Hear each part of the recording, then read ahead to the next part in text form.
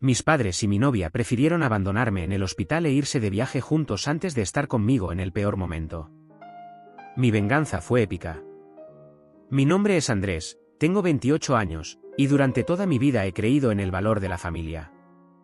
Crecí en un hogar donde las cosas no siempre fueron fáciles, pero siempre intenté ser el hijo y el hermano que todos podían admirar. Desde los 16 años comencé a trabajar para ayudar en casa, pagar parte de mis estudios y con el tiempo, empezar a construir un futuro. Aprendí que el esfuerzo y la dedicación son las únicas herramientas reales para progresar. Hace unos meses, después de años de trabajo arduo, finalmente logré ahorrar lo suficiente para hacer un regalo especial a mi familia y a mi novia Laura, un viaje soñado a un destino paradisíaco. Desde pequeño, mi familia había hablado de lo increíble que sería poder escaparse juntos a un lugar donde el sol nunca dejara de brillar, donde las preocupaciones del día a día quedaran atrás. Para mí, este viaje no solo era una oportunidad de consentirlos, sino de agradecerles por haber estado a mi lado, o al menos eso creía. Laura, mi novia, y yo llevábamos 3 años juntos. Nos conocimos en una cafetería en un día lluvioso, y desde el primer momento me enamoré de su sonrisa. Ella era el tipo de persona que iluminaba una habitación con su presencia, o al menos eso pensaba en aquel entonces.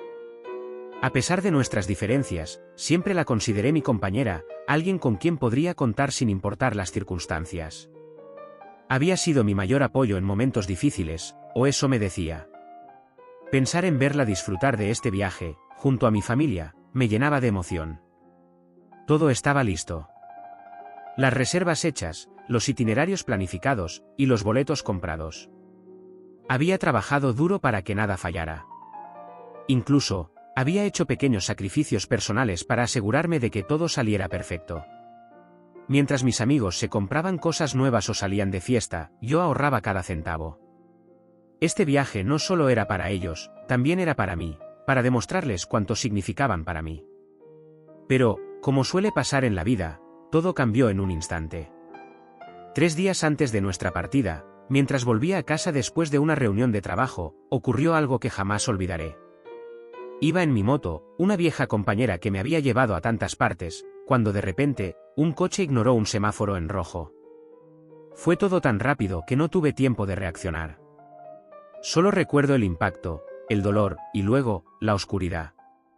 Desperté en el hospital, conectado a cables y monitores, con un dolor insoportable en todo mi cuerpo. Me informaron que había estado en coma durante 2 días y que mis lesiones eran graves, múltiples fracturas, contusiones y una recuperación que, según los médicos, tomaría semanas, si no meses. Mi mundo se vino abajo. No solo por el dolor físico, sino porque sabía que esto significaba que no podría ir al viaje con ellos. Mis padres y Laura vinieron a visitarme al hospital. Al principio, parecía que estaban preocupados, pero había algo en su actitud que no cuadraba. Se notaban tensos, no por mi estado, sino por algo más. Laura estaba distraída, revisando su teléfono constantemente, y mis padres evitaban hacerme contacto visual. Creí que tal vez estaban preocupados por el viaje, así que intenté tranquilizarlos. ¿Podemos posponerlo? Lo importante es que todos estén bien. Pero no recibí respuesta, solo miradas incómodas. 2 días después, desperté en medio de la noche y los llamé. Necesitaba escuchar sus voces, saber que estaban ahí para mí. Lo que ocurrió a continuación fue como una puñalada en el corazón. Laura, con una frialdad que jamás había visto, me dijo: Andrés, hemos decidido seguir adelante con el viaje. Sería una lástima desperdiciar algo tan especial. ¿Tú entiendes, verdad? No podía creer lo que escuchaba. Mi propia familia respaldó su decisión. Mi madre, sin titubear, añadió: Andrés, estas cosas pasan. Recuperas tu salud, y luego haces un viaje más adelante. Este es un regalo que nos diste, y debemos aprovecharlo. El dolor físico que sentía en ese momento no era nada comparado con el dolor emocional. No podía entender cómo las personas que más amaba podían ser tan insensibles. Me habían abandonado en el hospital, herido y necesitado, por unas vacaciones. Esa noche no pude dormir. Entre lágrimas y rabia, me prometí que no dejaría que esta traición quedara sin consecuencias. Si ellos habían decidido abandonarme, yo me aseguraría de que entendieran lo que eso significaba. La venganza no sería impulsiva, sería calculada. Después de esa devastadora conversación, los días siguientes en el hospital fueron una mezcla de silencio y rabia contenida. Mi familia no volvió a visitarme. Laura tampoco apareció. Su ausencia, que al principio me pareció cruel, pronto se transformó en un alivio. Era más fácil tramar mi venganza cuando ellos no estaban para distraerme con sus excusas vacías. Tenía demasiado tiempo para pensar y cada momento en soledad me llenaba de determinación.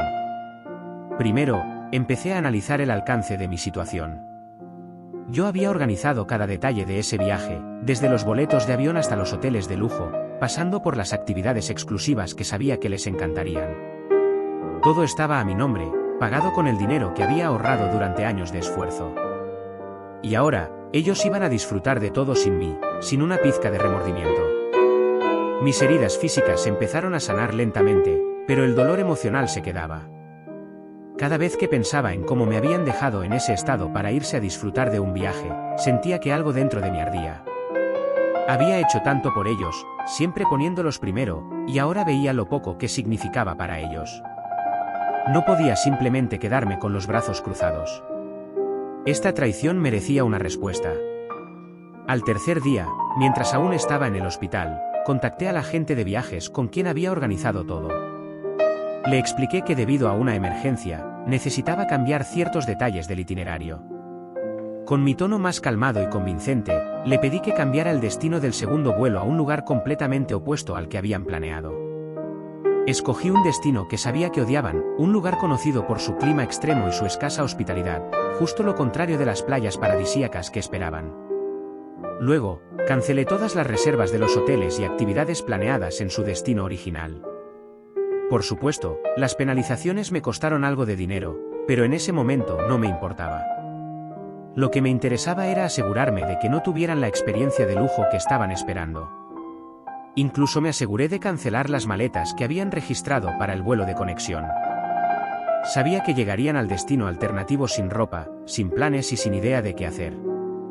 El siguiente paso fue protegerme de cualquier intento de confrontación al regreso. Antes de que se fueran de viaje, pedí a un amigo cercano que me ayudara a sacar todas mis pertenencias del apartamento que compartía con Laura. Me mudé a una nueva dirección, dejando atrás cualquier rastro de donde podrían encontrarme. Cambié de número de teléfono y bloqueé a todos en mis redes sociales. El mensaje era claro, los estaba borrando de mi vida, tal como ellos me habían borrado del suyo cuando más los necesitaba. El día de su partida llegó, y con él, una mezcla de nervios y satisfacción. Me imaginaba sus rostros sonrientes al abordar el avión, ajenos a los giros inesperados que les esperaban.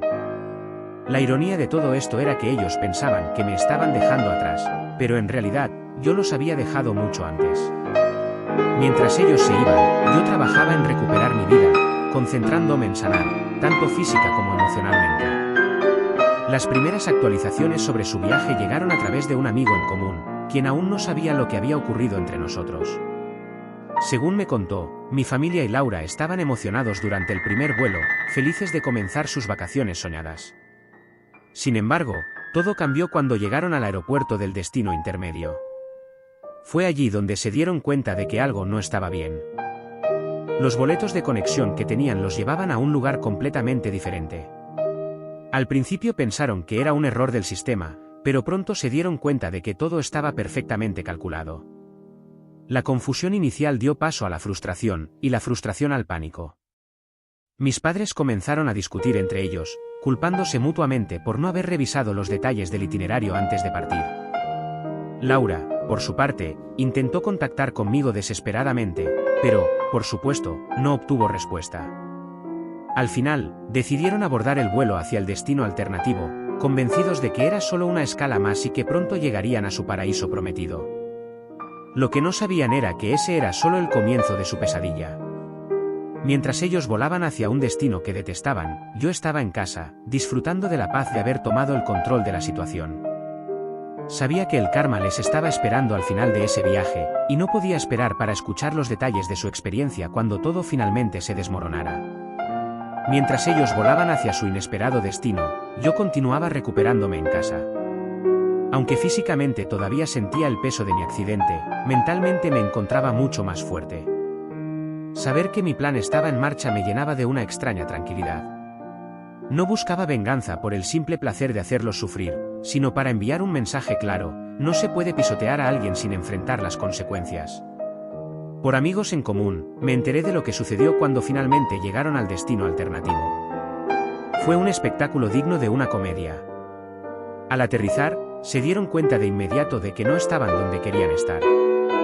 El calor sofocante, las instalaciones mínimas del aeropuerto y la falta de opciones de transporte dejaron a mi familia y a Laura completamente descolocados.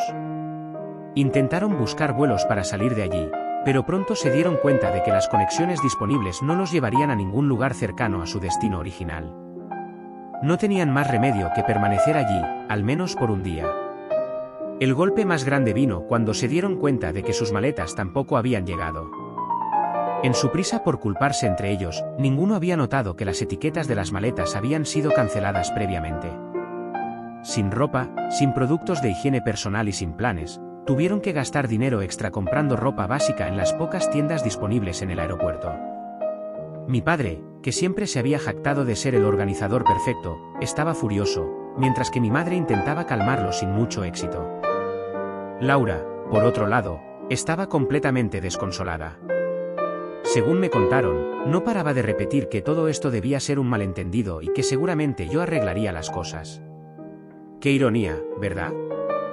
Después de pasar una noche incómoda en el aeropuerto, finalmente lograron conseguir un vuelo hacia su destino original. Para ellos, esto fue un alivio temporal, pero lo que les esperaba era mucho peor. Cuando aterrizaron en su soñado destino, con sus billeteras ya significativamente más ligeras, descubrieron que todas las reservas del hotel y las actividades habían sido canceladas. Se presentaron en el mostrador del hotel solo para ser informados de que no tenían ninguna habitación a su nombre. Sus caras seguramente fueron un poema. Mi madre, siempre orgullosa y altanera, tuvo que tragarse su orgullo mientras intentaba encontrar un alojamiento de última hora. El único hotel disponible era uno pequeño y mal mantenido, muy lejos del lujo que habían esperado. Las habitaciones eran pequeñas, las camas incómodas y el aire acondicionado apenas funcionaba. Pero lo peor de todo fue la comida. Acostumbrados a restaurantes de 5 estrellas, tuvieron que conformarse con platos mediocres servidos en un comedor ruidoso y abarrotado. Por si fuera poco, la humedad constante del lugar provocó que mi padre y Laura cayeran enfermos al tercer día. Mientras ellos lidiaban con su miserable situación, yo estaba en casa, disfrutando de mi tiempo en paz, rodeado de personas que realmente me apreciaban. Para empeorar aún más las cosas, intentaron organizar actividades para salvar el viaje, pero fueron víctimas de una estafa. Contrataron un tour en barco que prometía ser una experiencia única, pero el barco era pequeño, incómodo y maloliente. Pasaron horas en alta mar sin poder disfrutar de nada, mientras la guía turística apenas hablaba su idioma. Cuando regresaron al puerto, mi madre estaba llorando de frustración, y Laura se negaba a hablar con nadie. Mientras tanto, yo recibía mensajes constantes de números desconocidos, que claramente eran ellos tratando de contactarme. No respondí ni uno solo. Sabía que estaban desesperados, pero esa desesperación era el resultado de sus propias acciones. Ellos habían elegido abandonarme en mi momento más vulnerable, y ahora estaban pagando el precio de su egoísmo. El viaje, que debía ser una experiencia de ensueño, se convirtió en una pesadilla de principio a fin. Lo que más me reconfortaba no era su sufrimiento, sino el hecho de que, por primera vez, estaban enfrentando las consecuencias de sus actos. Finalmente, después de días de desastres consecutivos, regresaron a casa con los bolsillos vacíos, la moral destrozada y sin haber disfrutado de absolutamente nada. Pero lo mejor aún estaba por venir. Cuando regresaron del viaje, completamente derrotados, recibí un mensaje inesperado. Era un correo de mi madre, rogándome que los llamara para aclarar malentendidos. Decía que habían pasado algunos inconvenientes durante el viaje, pero que, como familia, deberíamos resolver las cosas juntos. ¿Resolver las cosas? Después de lo que hicieron, ¿esperaban que simplemente lo olvidara y siguiera financiando su vida de lujo? Por supuesto, ignoré el mensaje. Los días siguientes fueron un desfile de intentos de contacto. Mi padre intentó llamarme con números desconocidos, mi madre me envió correos con títulos dramáticos como "es una emergencia familiar", y Laura incluso tuvo el descaro de venir hasta mi casa. Toqué fondo emocionalmente al verlos intentarlo todo, no porque sintiera pena, sino porque entendí que realmente no tenían ninguna vergüenza. El verdadero espectáculo llegó una tarde cuando mi puerta sonó repetidamente. Cuando abrí, me encontré con mis padres y Laura en mi jardín. Parecían fantasmas de lo que eran antes del viaje. Mi madre, que siempre se había presentado impecable, estaba desaliñada, y mi padre, siempre tan altivo, tenía una expresión desesperada. Laura, por su parte, estaba visiblemente incómoda, con el rostro lleno de lágrimas fingidas, como si no supiera por dónde empezar su actuación. «Necesitamos hablar contigo», dijo mi madre con un tono casi suplicante. «Lo siento, pero no tengo tiempo para esto», respondí, cerrando la puerta. Mi padre golpeó la puerta con fuerza, gritando que no me iría de rositas y que, como hijo, tenía la obligación de ayudarles. Abrí nuevamente, pero esta vez con un tono firme y decidido. ¿Obligación? ¿Como la obligación que ustedes tuvieron de cuidarme cuando estaba en el hospital? ¿O la obligación de darme un mínimo de respeto? ¿Esa clase de obligación? Ellos intentaron explicarse, pero no los dejé hablar. Les dije que sabía perfectamente lo que querían que financiara sus vidas nuevamente, que volviera a ser el tonto que pagaba sus caprichos y arreglaba sus problemas. Pero eso ya no iba a pasar. Mi madre rompió en llanto, diciendo que el viaje fue un desastre, que estaban enfermos, que gastaron todo su dinero y que ahora necesitaban mi ayuda para pagar las deudas que habían contraído. Incluso Laura se sumó al drama, diciendo que no sabía qué más hacer y que siempre había querido arreglar las cosas conmigo. Mi padre, como siempre, no pedía, exigía: «Eres nuestro hijo. Nos debes esto. Lo único que les debo es una lección, y ya la aprendieron». «No volverán a tener un centavo mío», respondí, cerrando la puerta en sus caras. Ellos se quedaron afuera gritando durante horas, pero finalmente se marcharon.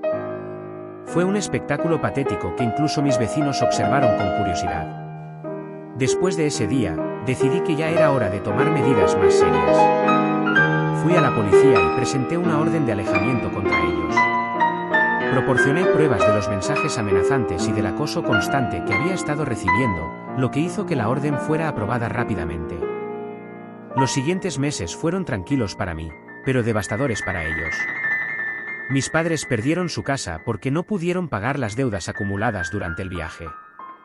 Terminaron viviendo en un pequeño apartamento junto con Laura, quien también había perdido su trabajo.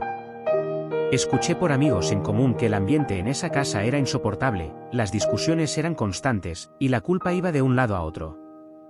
Laura, que siempre había sido la consentida, se convirtió en el blanco de las críticas de mis padres, quienes ahora la acusaban de arruinar sus vidas. Mientras ellos se hundían en su miseria, yo reconstruí la mía.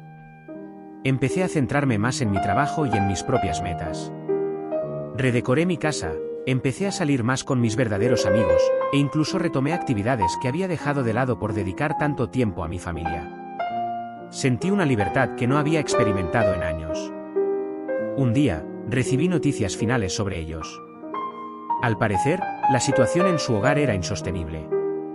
Mis padres terminaron perdiendo incluso el pequeño apartamento, y Laura decidió mudarse con un amigo, dejando a mis padres completamente solos. La última vez que supe de ellos, estaban viviendo en un albergue para personas sin hogar, culpándose mutuamente por todo lo que les había pasado. No me alegré por su desgracia, pero tampoco sentí pena. Simplemente aprendí que no puedes salvar a quienes no quieren ser salvados y que, a veces, dejar ir es la mejor manera de avanzar. Mi vida ahora era mía, libre de las cadenas que me habían atado durante tanto tiempo. Por fin, era realmente feliz.